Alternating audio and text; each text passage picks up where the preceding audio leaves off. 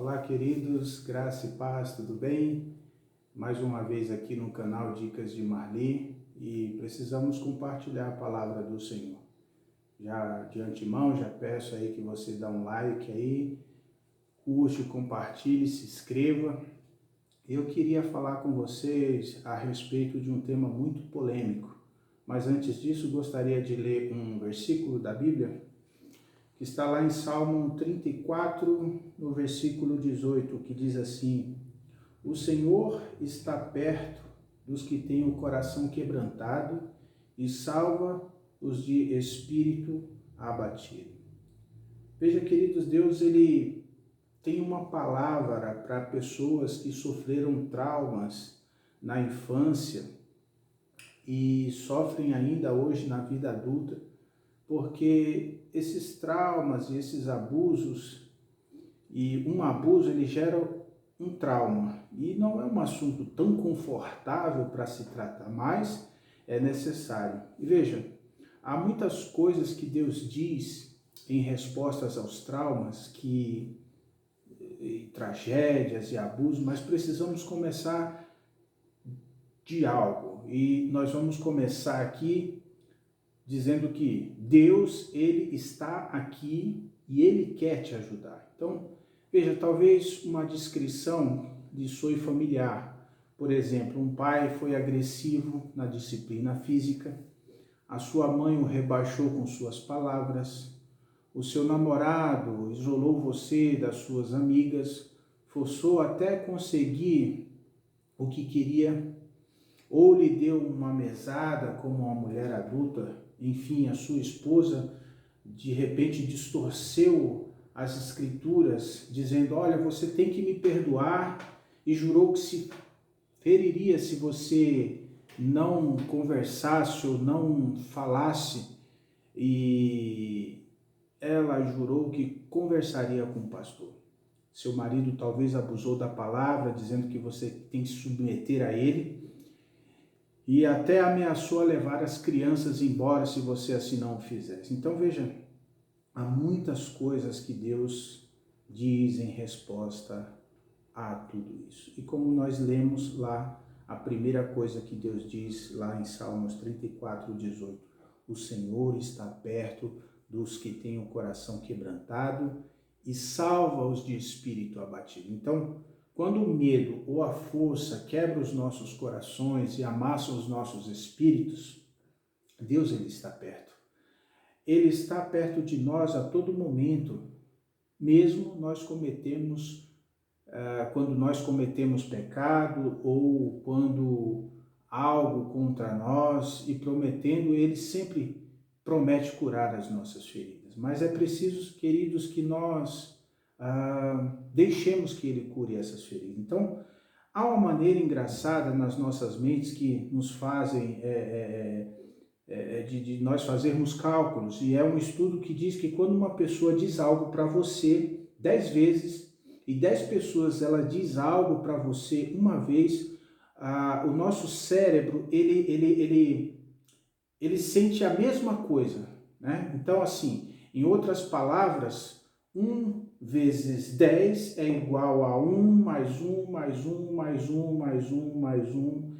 Então, se a sua mãe ou se seu cônjuge, por exemplo, diz constantemente: você é burra, você é um idiota, você é inútil, você é gorda, você é estúpida, você não vale nada, né? O seu cérebro ele tem essa dificuldade de lembrar que só uma pessoa falou isso ou disse isso.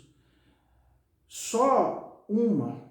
Mas o cérebro ele capta como se fosse 10 pessoas falando quando se fala 10 vezes aquilo, a mesma coisa. Então, e eu me pergunto, e essa pergunta é: será que é por isso que Deus nos chama tantas vezes ao longo do Novo Testamento ou do Antigo Testamento? Está lá 680 nomes que Deus usa para referir àqueles a quem acredita em Jesus. Então veja, quantos nomes positivos?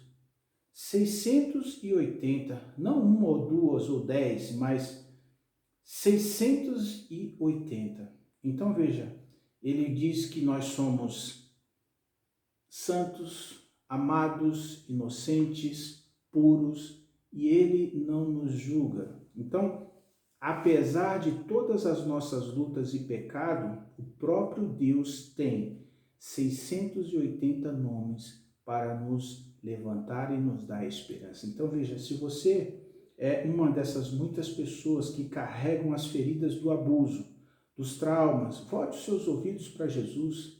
Através da morte e da ressurreição dele, ele fala lá na sua palavra, lá em Lucas 4,18, Deus me enviou para proclamar liberdade aos presos, para libertar os oprimidos. Está lá em Lucas 4,18. Ele quer transformar a sua mente, ele quer transbordar a sua mente com amor e libertá-lo.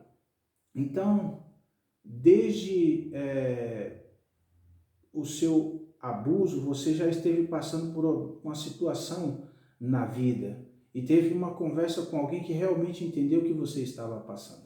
Talvez você estivesse lidando com a sua ansiedade diária, ou divórcio, ou membro da família que estava saindo da igreja, mas Deus lhe deu uma pessoa que havia passado pela mesma coisa, que se identificava com a sua dor. E isso não é poderoso, esses momentos, queridos? Mesmo se a sua situação não mudar, há algo importante sobre saber que alguém te entende, que alguém passou, vivenciou essa mesma situação e conseguiu atravessar isso com a ajuda de Deus. E é por isso que nós falamos aqui sempre que tudo começa na família. A família ela pode ter vários problemas, mas nós acreditamos nela. Jesus, talvez por isso seja que Jesus tenha sofrido também abusos. E veja por que ele sofreu abuso, porque lá em Isaías, em capítulo 53, vai falando do sofrimento de Jesus. Então, Isaías ele previu o sofrimento de Jesus. E lá diz que ele foi oprimido, ele foi afligido, ele foi cuspido, ele foi humilhado. E também fala que Jesus sentiu os punhos dos soldados, as provocações, a coroa de espinho que eles pressionaram contra a sua cabeça. Então, o nosso Salvador, ele fisicamente, e verbalmente e emocionalmente, ele foi envergonhado atrás de portas fechadas, do lado de fora de Jerusalém, para todo mundo ver. Então, ele sofreu abuso também. Então, a experiência na terra de Jesus significa que ele entende o que é sofrer abuso. Quando você clama a ele em suas orações, Jesus ele não franze a testa, confuso, incapaz de se identificar com a sua situação. Muito pelo contrário, a sua cabeça balança lentamente, os seus olhos transbordam de compaixão, porque ele sabe como é, ele já sentiu essa dor, ele já carregou essas feridas. Um dia Jesus voltará e acabará com os abusos de uma vez por todas, até que esse dia chegue, queridos. Entretanto, ande ao lado e ouve as orações do Filho de Deus que nos entende, porque ele intercede por nós. Então, Jesus entende você. Jesus entende a sua dor, aquilo que você vivenciou, seja lá no seu passado, na sua infância ou na sua adolescência. Eu não sei quais são os traumas que você viveu, mas Jesus sabe. E ele entende a sua dor porque também ele passou por abusos, ele passou nessa terra que ele sofreu.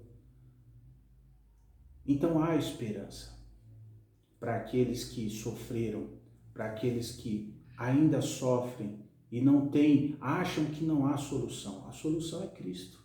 A solução é Cristo Jesus. E eu digo para você nesta manhã, creia, acredite nisso. É assim que nós cremos, é assim que nós vivemos. Deus abençoe, muito obrigado por este momento.